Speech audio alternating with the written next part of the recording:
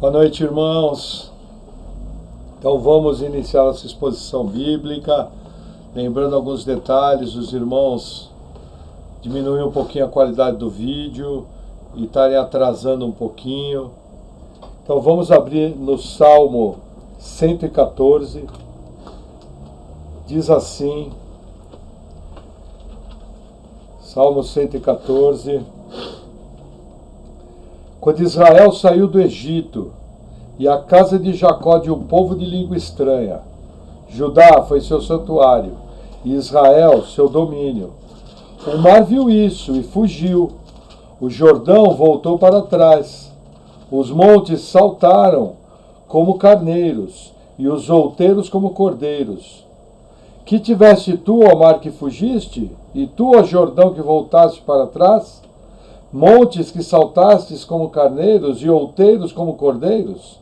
Treme, terra, na presença do Senhor, na presença do Deus de Jacó, o qual converteu o rochedo em lago de águas e o seixo em fonte de água. Até aqui. Vamos orar? Senhor, obrigado pela oportunidade que nós temos de aprender a Tua palavra. Nós oramos em nome de Jesus pedindo que o Senhor venha nos ensinando a Tua palavra nessa noite, que o Senhor venha nos capacitando, dando discernimento, nos dando sabedoria, que o Teu nome seja glorificado, Senhor, em nome de Jesus. Amém. Amém, irmãos. Então, continuando a exposição bíblica, vamos para o Evangelho de Mateus, capítulo 5. Hoje nós temos um tema bem interessante. Evangelho de Mateus, capítulo 5.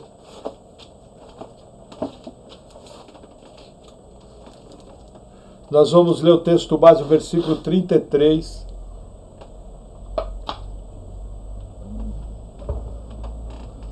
Mateus 5, 33 diz assim: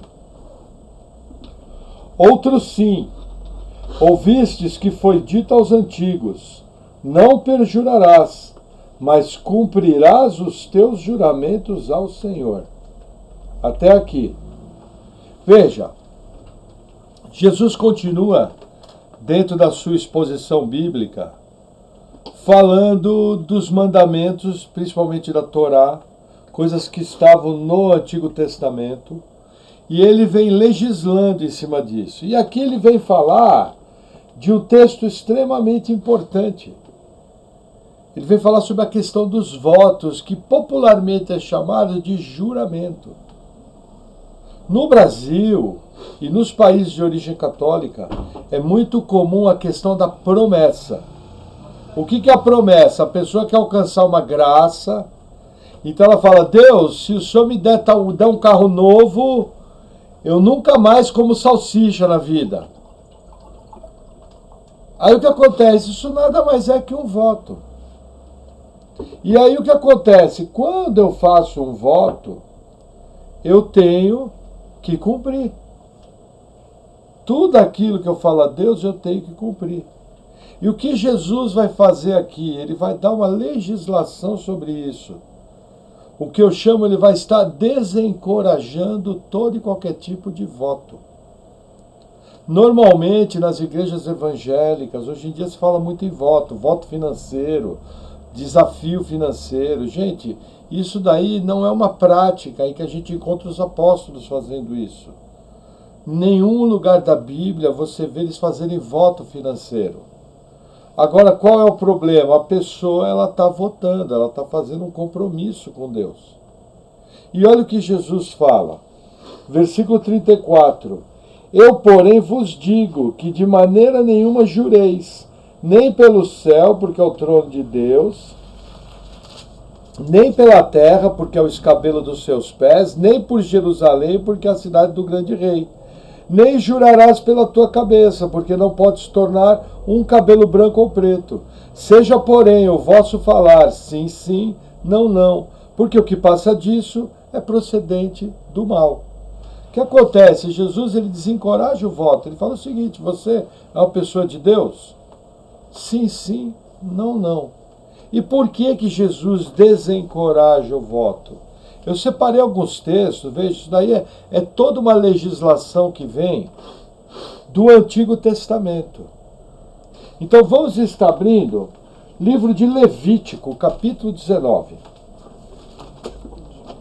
Levítico é o terceiro livro da Bíblia.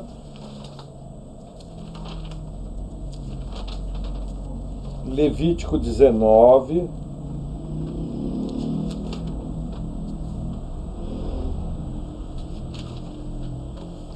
Versículo 12. Diz assim: nem jurareis falso pelo meu nome, pois profanarás o nome do teu Deus. Eu sou o Senhor. Olha que interessante. Deus orienta a você não fazer falsos juramentos. Eu mesmo, quando eu era católico, eu já fiz promessa que eu não cumpri. E eu conheço um monte de gente. Se acontecer tal coisa eu paro de fumar. Nunca parou.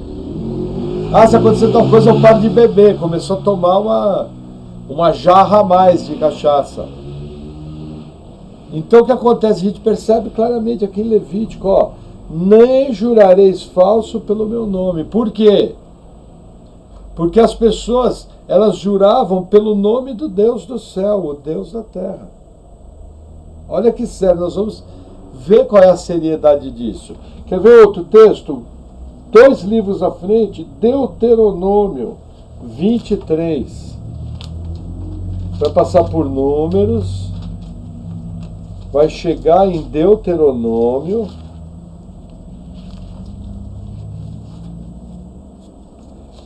capítulo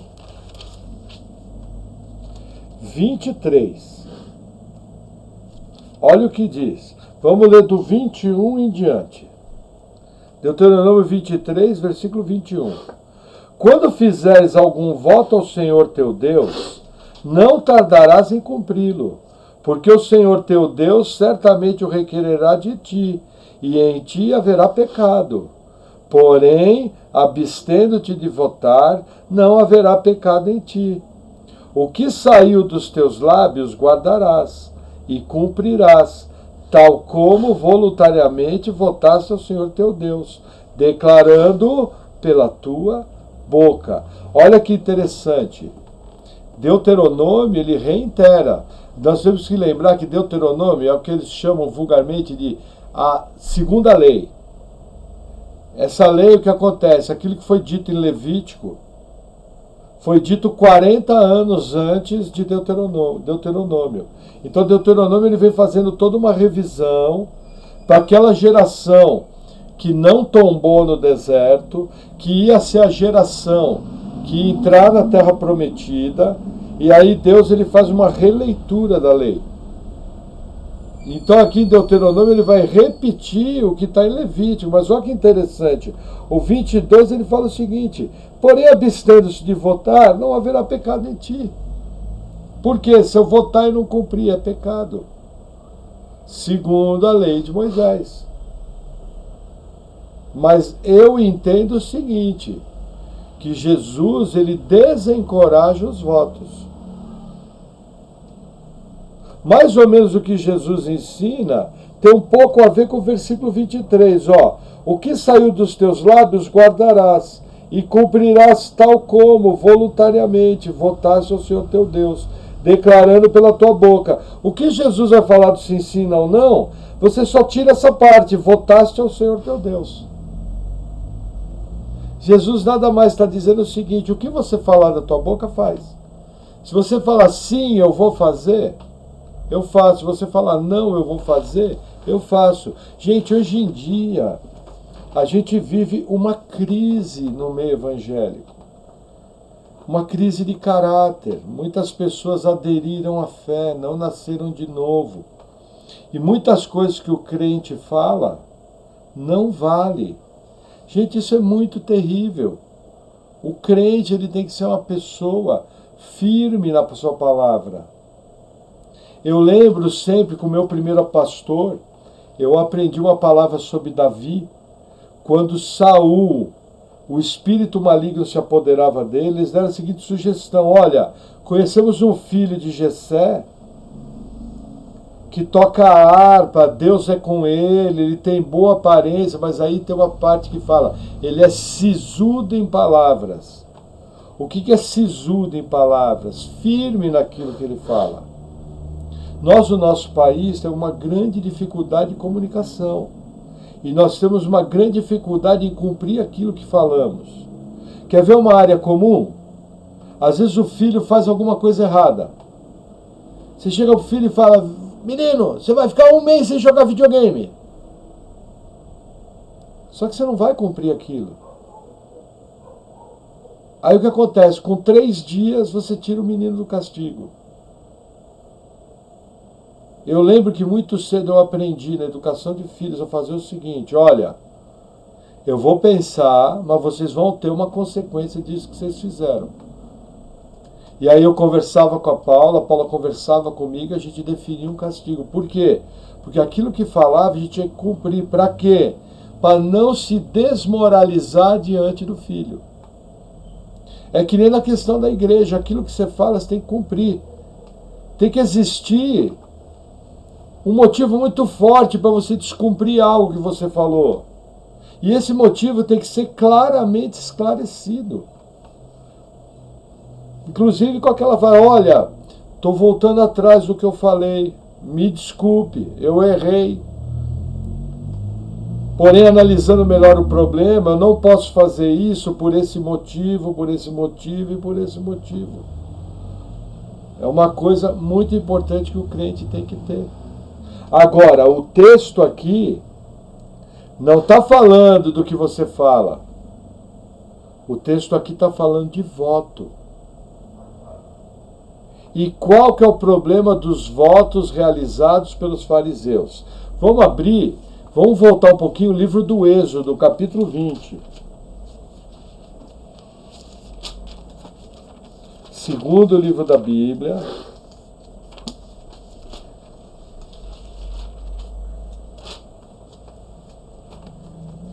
Êxodo 20, versículo 7, diz assim, não tomarás o nome do Senhor teu Deus em vão, porque o Senhor não terá por inocente o que tomar o seu nome em vão. O que é tomar o nome do Senhor teu Deus em vão? É fazer um juramento em nome de Deus, é fazer um voto em nome de Deus. Eu lembro quando eu era pequeno, para não apanhar, para não ficar de castigo, olhava para a cara da mãe, na maior cara de pau, e falava, eu juro por Deus. Olha que sério. E meus amigos faziam a mesma coisa, meus primos a mesma coisa. Às vezes eu e meus primos aprontava. Quando a mãe chegava para dar bronca, que o chinelo ia cantar, não mãe, juro por Deus, não fui eu. Aí se olhava assim, mas acabou de fazer aqui do meu lado. Gente, isso é muito novo. E o pai e a mãe avisavam, ó, você não pode jurar por Deus à toa, isso é muito sério. Você não pode levar o nome de Deus em vão. Agora, o que acontece? Olha a questão que acontecia na época de Jesus. Vamos voltar rapidamente em Mateus 5. Eu imagino que esteja marcado com marcador na sua Bíblia. Ó. Versículo 34. Eu, porém, vos digo que de maneira nenhuma jureis, nem pelo céu, porque é o trono de Deus. O que acontece? A pronúncia do nome de Deus se perdeu. Por quê? Por causa que num cumprimento restrito de Êxodo 20, versículo 7, o judeu ele não mencionava mais o nome de Deus. E como, por causa desse mandamento, o judeu não queria usar o nome de Deus em vão, o que ele fazia? Ele não falava, eu juro por Deus, eu juro por Adonai, eu juro pelo Senhor. Ele não falava isso. Eu juro por El Shaddai. Ele fazia um tipo de juramento que não era pelo nome de Deus, mas parecia algo divino, como por exemplo, eu juro pelo céu. Ó, estou fazendo esse negócio com você, Paula, eu juro, eu faço um voto em nome dos céus de que eu vou cumprir. Poxa, em nome dos céus, quem habita nos céus? Deus. Então você entendeu a jogada, entendeu a malandragem?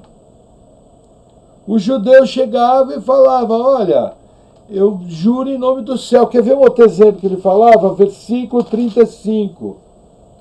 Nem pela terra, porque é o escabelo dos seus pés. Então ele falava, olha, por essa terra que eu estou pisando aqui, eu garanto para você que eu vou fazer isso. Faço um voto contigo.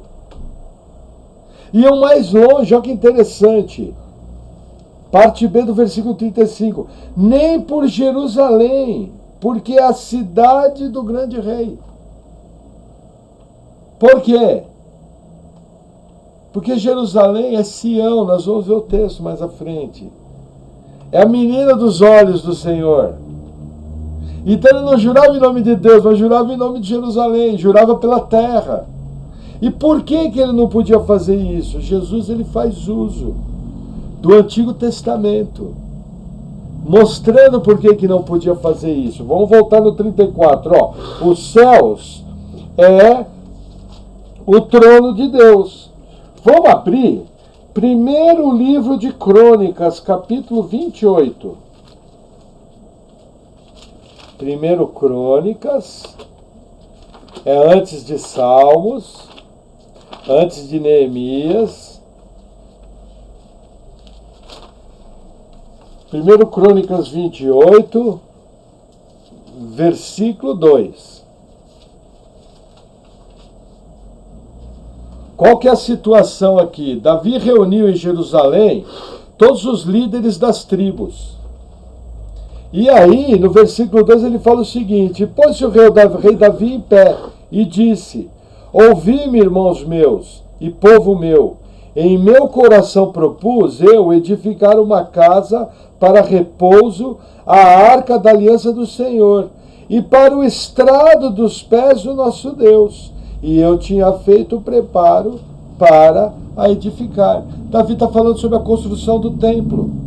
E ele diz que o templo, na terra, é o estrado dos pés de Deus.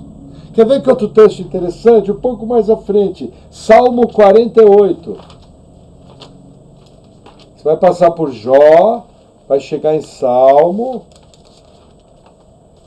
48.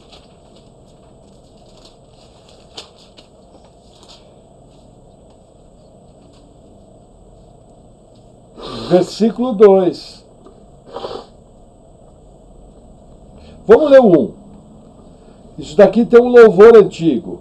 Grande é o Senhor e muito digno de louvor, na cidade do nosso Deus, no seu monte santo. Formoso de sítio e alegria de toda a terra é o monte Sião, sob os lados do norte, a cidade do grande rei. O que está falando aqui? Do Monte Sião. Aonde fica o Monte Sião? Jerusalém. Entendeu da onde Jesus tira o 34 e 35? Tem mais um texto de Isaías. Vamos um pouco à frente. Isaías capítulo 66.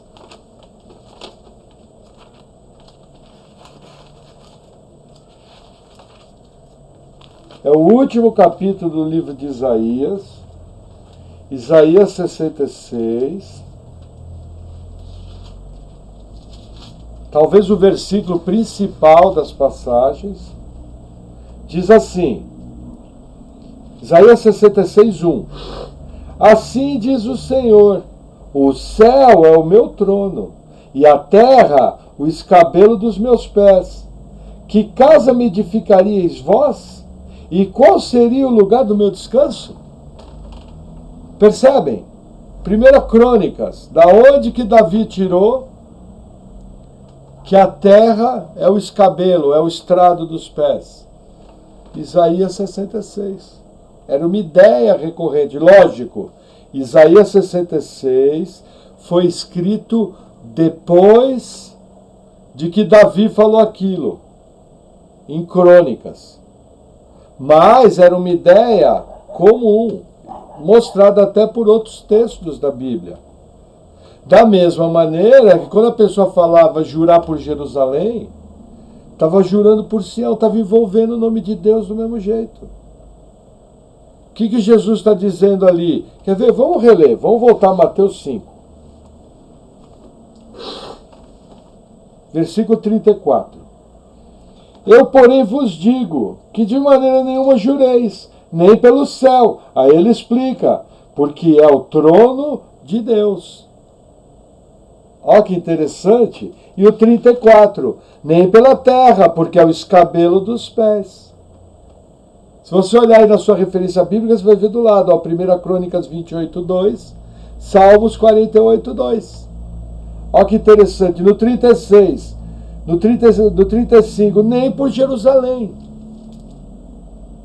E da onde que sai essa ideia? Veja, no próprio Novo Testamento, a gente percebe Tiago, irmão do Senhor, confirmando essa doutrina. Quer ver que legal? Vamos abrir. Epístola de Tiago, capítulo 5.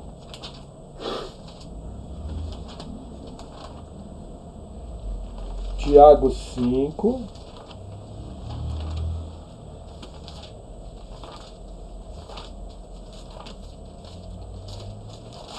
Mais fácil ir para Apocalipse e voltar devagarinho. Se você chegou em Hebreus, é logo do lado, logo depois de Hebreus. Tiago 5, versículo 12. Diz assim: mas sobretudo, meus irmãos, não jureis, nem pelo céu, nem pela terra, nem façais qualquer outro juramento, mas que a vossa palavra seja sim, sim, e não, não, para que não caiais em condenação. Da onde Tiago tirou isso? De Mateus 5, de 34 a 37. Claramente, eu tenho aqui uma doutrina bíblica, não jureis. O juramento é desencorajado. Não devemos jurar, não devemos fazer voto. Aí eu pergunto, quando você chega nas igrejas, que levanta o envelope e fala, vamos agora fazer um voto com o Senhor. Gente, isso é muito sério. Isso é muito sério. Quem está fazendo isso está induzindo as pessoas ao erro. Por exemplo, voto financeiro. A pessoa faz um voto. Primeiro, está desobedecendo 2 terços da palavra. Eu lembro que certa vez nós tínhamos que fazer a igreja estava sendo montada, isso foi há 20 anos atrás, e aí o pastor falou, olha, cada um vai comprar a cadeira da sua família. E aí todos os irmãos fizeram um compromisso também de ajudar com o aluguel. Aí eu lembro que o pastor foi bem claro, ó gente, isso aqui não é um voto. Isso é um compromisso seu com Deus, que você vai fazer de tudo para honrar. Você vê, esse pastor inclusive já faleceu, o querido pastor Lincoln, está com o Senhor agora. Mas ele muito sábio, orientou certo, não posso sair fazendo voto. Entendeu? E veja que interessante como as pessoas são presunçosas. Quando eu preparava a palavra, que eu cheguei aqui em Tiago, eu lembrei de um outro texto, no que está no capítulo 4 de Tiago. Vamos abrir? Tiago 4, versículo 13. Diz assim: ei, agora vós que dizeis, hoje ou amanhã iremos a tal cidade, e lá passaremos um ano, e contrataremos, e ganharemos. Digo-vos que não sabeis o que acontecerá amanhã, porque é a vossa vida, é um vapor que aparece por um pouco, e depois desvanece. Em lugar do que devias dizer, se o Senhor quiser, e se vivermos, faremos isso ou aquilo. Mas agora vos gloriais em vossas presunções. Toda glória tal como essa é maligna. Olha a teologia de Tiago. Por que uma presunção? Aí você vai falar, mas irmão, qual é a presunção no texto de Mateus 5. No texto de Tiago eu entendi. No texto de Tiago também ficou claro de eu não jurar. Mas agora o que teve essa questão de ir para uma cidade e fazer negócio? Vamos retornar em Mateus 5 e eu vou mostrar para vocês o que tem. Só que agora eu vou fazer uso do versículo 36, que diz assim: nem jurarás pela tua cabeça, porque não podes tornar um cabelo branco ou preto. Olha que interessante. Veja, os dois textos de Tiago e de Mateus têm tudo a ver. Quem é que definiu tudo sobre a nossa vida, na sua soberania? Deus. Quem que escreveu toda a nossa história no seu livro? Deus. Quem é que pode tornar o cabelo branco ou o cabelo preto? Deus. Olha a presunção. A pessoa chega e fala assim: ó, eu juro para você que cai um raio sobre a minha cabeça. Que isso aí é verdade. Gente, isso era muito comum. Só que eu estou dizendo que eu posso controlar o raio. Isso é presunção. Na verdade, por que vem do maligno esse tipo de coisa? Porque o maligno quis usurpar a posição de Deus. Percebe? Quando eu juro pela minha cabeça, quando eu digo que vou fazer um negócio, quando eu digo que vou fazer sem ter temor de Deus, sem consultar Deus, na verdade eu estou me colocando na posição de Deus, eu estou definindo aquilo que vai acontecer. Por isso que fala, provém do maligno, provém do mal, por causa da presunção humana. E para vocês terem uma ideia como esse problema era recorrente, hoje consultando um comentário bíblico, o MacDonald, ele consultando a Bíblia King James Fiel, com estudos Roma. O irmão Roman, ele faz um comentário muito legal, quer ver que barato? Mesmo Evangelho de Mateus, capítulo 23.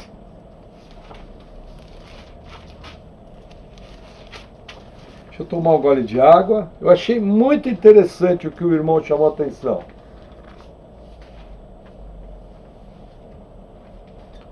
Evangelho de Mateus, capítulo 23, versículo 16. Olha que interessante. Ai de vós, condutores cegos, pois que dizeis? Qualquer que jurar pelo templo, isso nada é.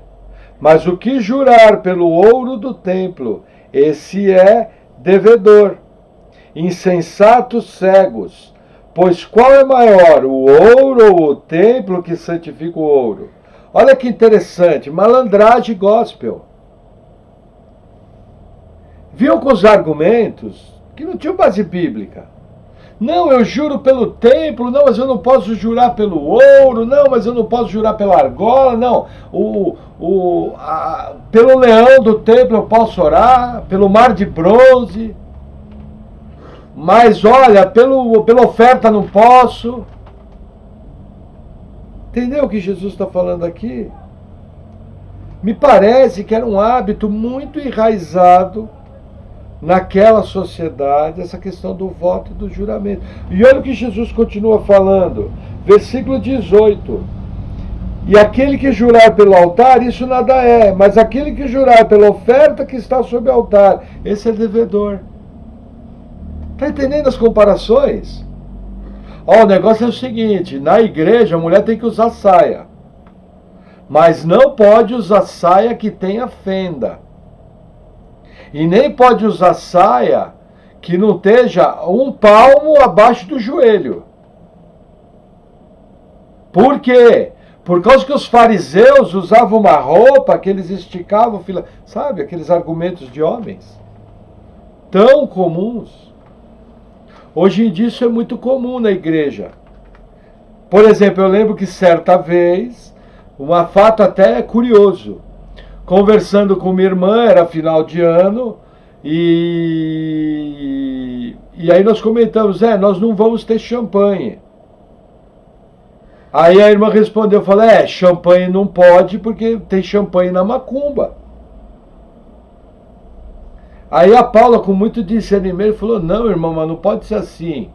Que se for assim eu não posso nem comer frango nem comer farofa, porque na macumba tem frango e tem farofa. Nós temos muito essa mania. Falando até da questão da bebida.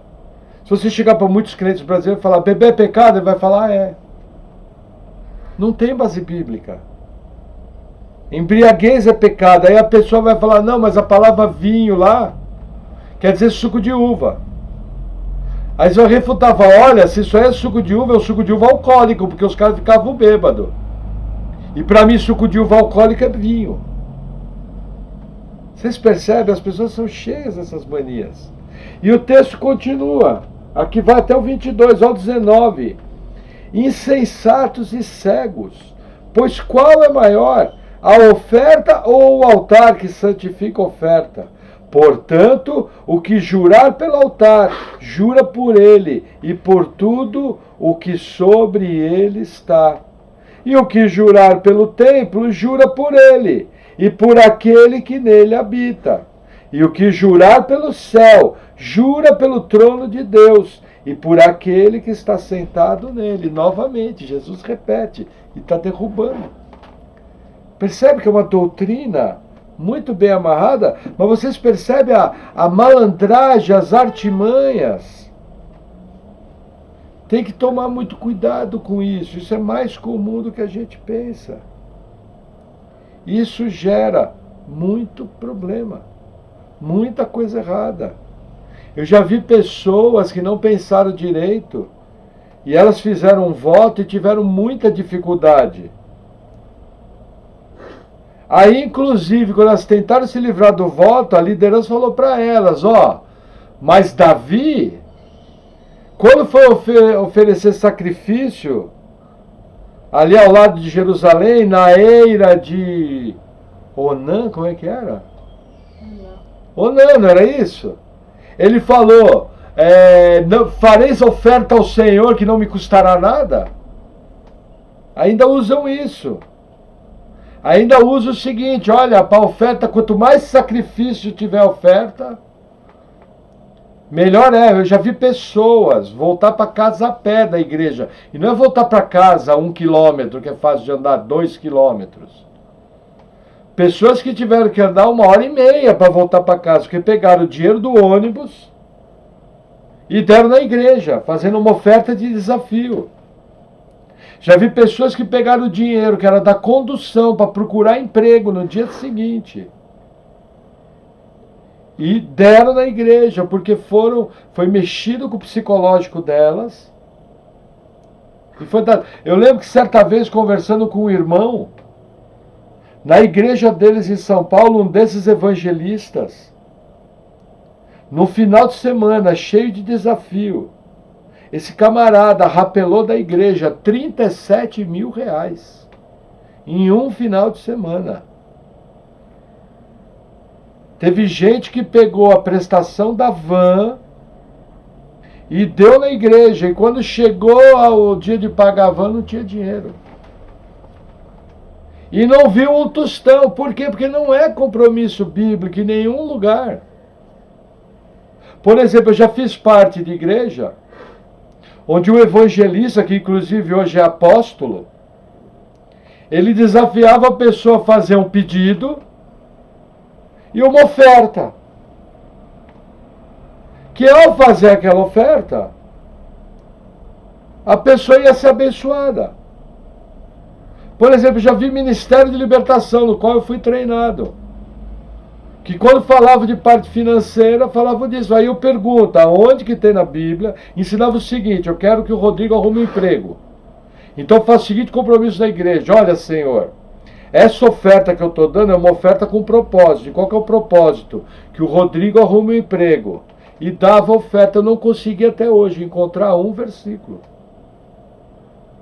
Não tem sustentação bíblica. Doutrinas de homens. Entendeu? E é lógico que aquele voto, ele era repartido. entre os participantes da campanha, que era a liderança da igreja e o orador. Entenderam como funciona? É muito interessante isso, para não usar uma palavra mais pesada. Olha, estou sendo super educado. Na verdade, estou parecendo uma moça explicando. Porque a palavra que deveria ser usada aqui tinha que ser muito mais pesada. Aí vem os irmãozinhos da congregação cristã falando. Lobos devoradores. Mas vou falar mesmo, porque a turma dá lado para falar. Aí vem gente aí no mundo falar, pastor é todo ladrão. Vai falar mesmo, porque a turma dá lado. Sendo que a maioria dos homens de Deus que eu conheço, eles falam, olha, dízimo não é mais no Novo Testamento. O Novo Testamento é oferta, livre. Porém, se eu quero dizimar, eu posso. Não é proibido dizimar. Só que não é o dízimo do antigo. É 10%, mas eu dou porque eu quis. Então a frase correta é a seguinte: a minha oferta na igreja é igual ao dízimo do Antigo Testamento, 10%, mas é oferta, não é dízimo. E eu fiz porque eu quero. Vocês percebem agora o que se ensina nas igrejas? Ó, irmão, primeira coisa, você tem que ter um compromisso com Deus, de dizimar, não é isso? Senão você nunca vai prosperar. Gente, esse compromisso com Deus é quase um voto. Eu pergunto, fazer um compromisso com Deus, ó, eu conheço, tem parente meu, que ele fez o seguinte compromisso com Deus, ele falou, Deus, tudo que passar pela minha mão, 10% eu dou para a igreja, vou fazer igual Jacó. Esse parente, ele cumpre até hoje esse voto. Tudo que passa na mão dele, bruto, 10%, ele dá para a igreja. Tudo, do que for. Uma agulha. Mas veja, eu pergunto, precisava? Mas nesse caso ele fez porque ele quis. Vou eu dizer que é errado? Não, ele fez porque ele quis. A pessoa tem liberdade, o dinheiro que deu para ela foi Deus, ela faz o que quiser. Mas o que eu estou querendo dizer aqui é o que a gente vê nas igrejas, que eles vêm com um ensino quase... não tem diferença eu usar a palavra voto ou falar meu compromisso com o Senhor. Sabe? É uma coisa séria, não precisa isso. E isso aí é mais ou menos o que esses fariseus faziam, porque isso aqui era uma artimanha para que eles ficassem com o dinheiro no templo. Por exemplo, Jesus, num determinado texto, ele falou o seguinte: ó, fariseus, se alguém vai deixar herança, e aquilo pode ser usado por pai e por mãe, obedecendo a escritura, porque honrar pai e mãe é suprir financeiramente. Se o pai e a mãe estão com necessidade financeira, não é luxo, é alimentação, e vestuário e moradia, e remédio. Está precisando dos filhos, tem que ajudar. Aí que os fariseus ensinavam, falavam, isso aí é corbã. O que é corbã? Era parte da minha herança dedicada ao templo. O que eles falavam? Que estava desobrigado de ajudar o pai e a mãe. Mas é muito piedoso. Olha que lindo. É dízimo. 10%? Não, 10% você não mexe. Olha, sua mãe pode ficar com marca-passo sem dar choque. Deus vai honrar. Ele quebrou lá dentro do peito dela. Mas Deus vai fazer com que dê choque, porque o dízimo ninguém mexe. A luz da sua casa, não paga. Ó, pela fé, você dá o dízimo. Pela fé, você dá o dízimo. E aí, Deus vai fazer o resto. E aí vem e corta a luz.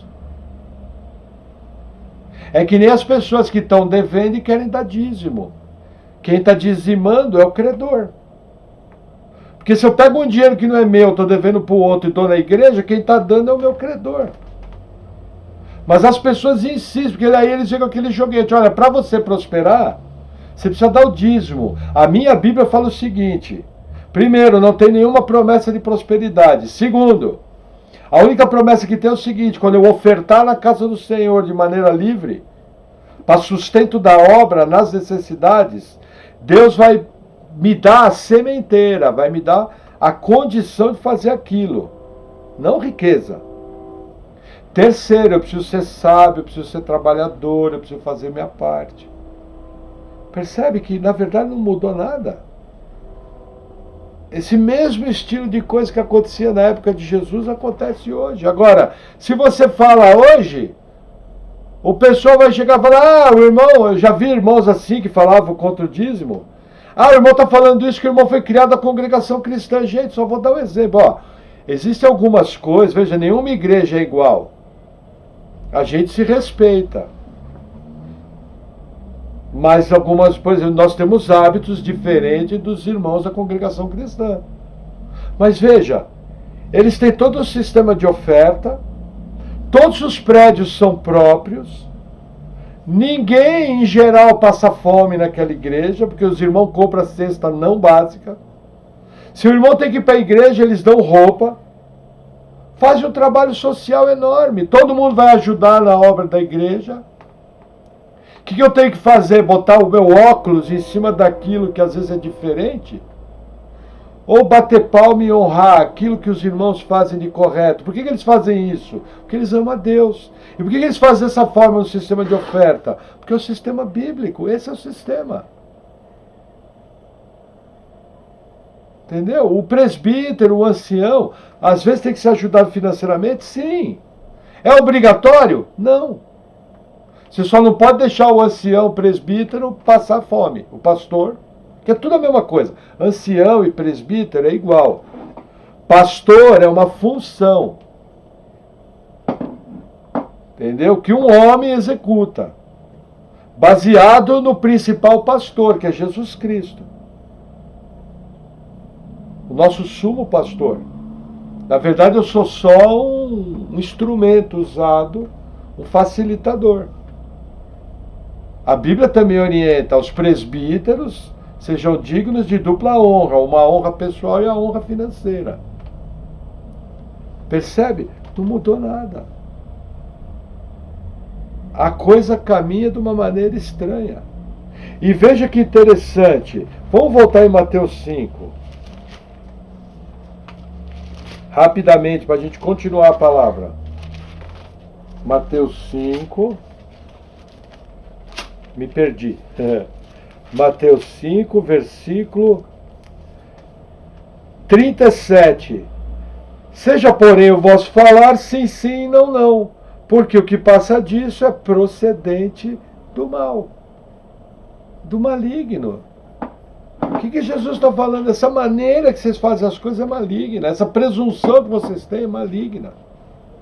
Tudo isso que vocês fazem é maligno. E Jesus batia forte. Isso incomodava os fariseus, porque eles eram avarentos. Hoje em dia, o discurso contrário a dízimo incomoda aqueles que transformaram suas igrejas em negócio. Pequenas igrejas, grandes negócios. Isso incomoda. Eu já vi pessoas chegar assim e falar. Aí vem esses idiotas na internet dizer que o dízimo era da lei. Mas, Abraão aqui deu dízimo a Melquisedeque. 2 problemas. A circuncisão também foi antes da lei. Outro problema. O dízimo que Abraão deu ali foi dízimo de guerra. Você não vê mais nenhuma passagem de Abraão dando dízimo. Você não vê Isaac dando dízimo. Isaac foi muito próspero, gente. Isaac foi bem mais próspero que Jacó. Aonde Isaac punha a mão, brotava dinheiro. É só você ler Gênesis. Onde Isaac punha a mão, brotava dinheiro no nível tal que ele era invejado pelas populações em volta. Jacó deu dízimo porque ele quis, foi um compromisso dele. José, filho de Jacó, que conhecia muito bem a história de Abraão, a história de Isaac, a história do pai Jacó, que era Israel. Você não vê José dar dízimo. Você vê José fazer planejamento financeiro, poupança. 20% do que ganhou, 1/5 guardou. Para a época da vaca magra. José inventou a caderneta de poupança. José inventou a previdência privada. Não falou em dízimo. E era um homem rico, extremamente poderoso, extremamente abençoado. Existe um lugar no Egito que o pessoal imagina que ali é o túmulo de José. Se você vê aquele túmulo, o luxo que é, só que os ossos não estão lá. Porque quando Israel saiu do Egito, eles levaram os restos mortuários de José. Provavelmente, José passou por um processo de embalsamamento, foi mumificado. Porque não haveria como em 150, 250 anos, os restos mortais estarem inteiros, a não ser por um processo de mumificação. É só pensar um pouco. Deus nos dá discernimento e sabedoria. Percebe? Agora veja que interessante. Os irmãos concordam que Paulo conhecia todos esses princípios que estão aqui? Sim. Vamos ver se era dessa maneira? Vamos abrir. Primeiro texto, Atos capítulo 7. Livro dos Atos dos Apóstolos, capítulo 7.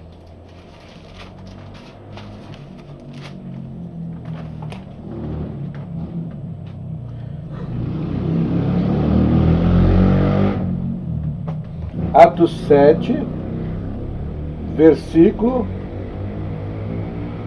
49.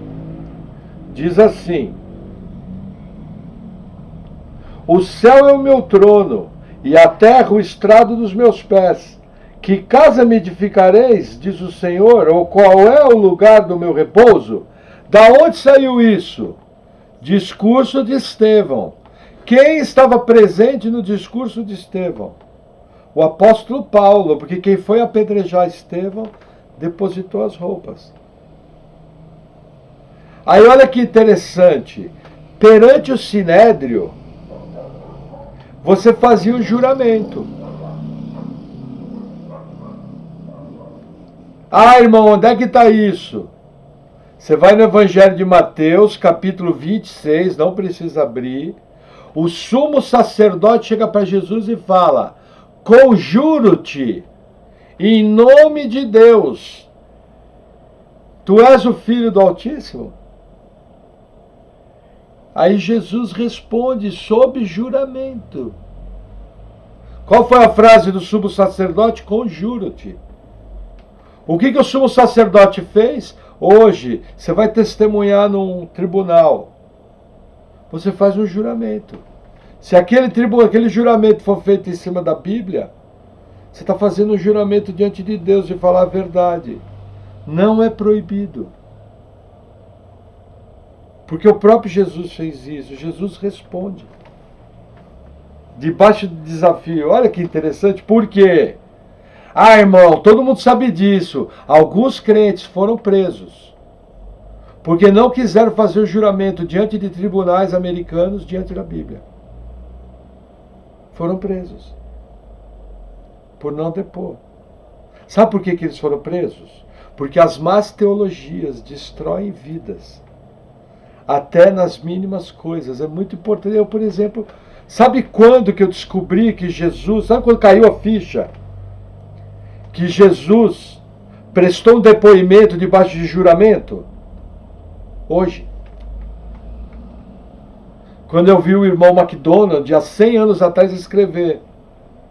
Jesus fala para a gente não fazer voto. Mas ele mesmo jurou, respondeu diante de um tribunal. Ele não proibiu isso diante de um tribunal. Porque ele mesmo jurou. Olha que interessante. É que nem a história do não matarás. As igrejas falam, não pode matar. Aí o soldado não vai para a guerra. Não indo para a guerra, ele vai preso como traidor. Inclusive a gente elogiava. Falava, olha, tá vendo? Mesmo os testemunhas de Jeová estando errado, essa seita horrível, que os testemunhas de Jeová são uma seita horrível. Olha, eles foram para o campo de concentração como os judeus, porque não quiseram matar. Totalmente errado. Porque quem criou a pena de morte foi a Bíblia. Quem manda guerrear e se proteger é a Bíblia. Davi foi um grande guerreiro. Salomão Não foi um guerreiro tanto como Davi, mas muita gente passou a fio de espada. Vou dar um exemplo bem legal. O tio dele, Joabe, grande general, ele mandou passar a fio de espada. E Joabe foi morto segurando no altar, dentro do tabernáculo de adoração, da tenda de Davi. Se eu não me engano, quem fez isso foi um camarada chamado Benaia. Ou foi o primeiro rei de Israel, o Jeroboão, foi um dos dois, que foi lá e executou Joabe dentro do tabernáculo. Ou foi o Benaia, ou foi o Jeroboão. Percebe? Então as más teologias destroem vida. Paulo viu esse discurso. Quer ver que outro texto interessante? Deixa eu ver como é que está o nosso tempo. Tá. 2 Coríntios capítulo 1. Não, vamos diferente. Vamos na fila que fica mais fácil. Romanos capítulo 1. Próximo livro. Romanos 1. Romanos 1, versículo 9.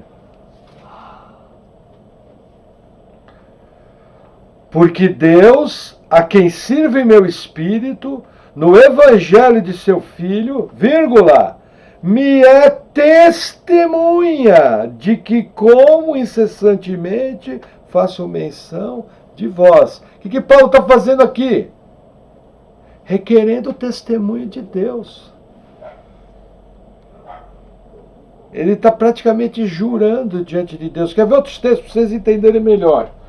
2 Coríntios 1, vamos 2 livros à frente. 2 Coríntios 1, versículo 23. Olha o que ele fala aqui. Invoco, porém, a Deus por testemunha sobre minha alma, que para vos poupar, não tenho até agora ido a Corinto. Qual que era a questão? Vou a Corinto com vara ou vou a Corinto com melzinho? Então, para poupar vocês, eu não fui ainda, porque se eu tiver que ir, eu vou ir com vara, vou dar disciplina. Quem é que ele chama por testemunha? Eu juro por Deus. Invoco, porém, a Deus por testemunha. É um voto. Ei, pastor, peraí. Não estou entendendo. Quer ver mais um texto? Próxima carta, Gálatas, capítulo 1.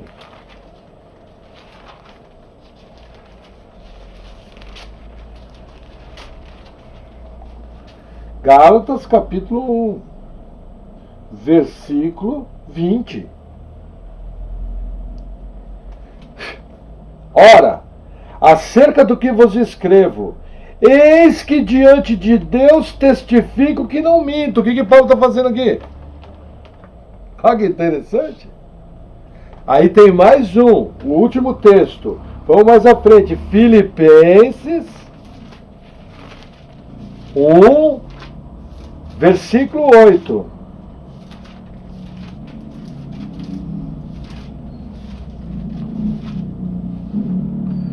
Porque Deus me é testemunha das saudades que de todos vós tenho, em entranhável afeição de Jesus Cristo. O que é chamar Deus de testemunha? O que Paulo está fazendo aqui nesses textos? Veja, ele não está fazendo um voto como os fariseus faziam. Eu prometo fazer isso aqui, eu prometo aquilo ali, eu prometo aquilo. Não. Paulo está chamando Deus para dentro do negócio.